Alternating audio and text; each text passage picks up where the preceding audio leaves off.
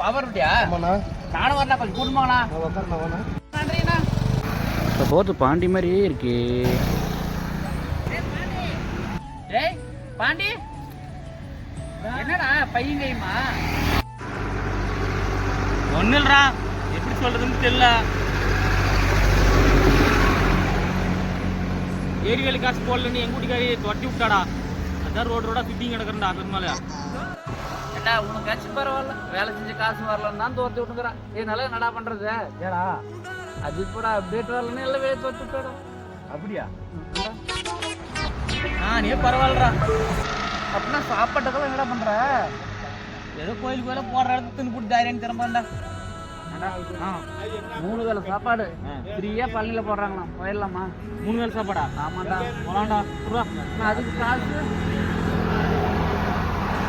சொல்லி பள்ளி போனேன். ஃப்ரீயா பஸ் வந்து லாரி பிடிச்சி போயிடலாம்டா. போலாமா? என்னடா பண்றது? பொம்பளைங்களுக்கு பஸ் விட்டு மாதிரி நம்மளுக்கு மகராஜ் விட்டுருந்தாங்கன்னா நாமளும் ஏறின்னு போகலாம். போகிறவங்களுக்கு தானே பண்ணுறாங்க.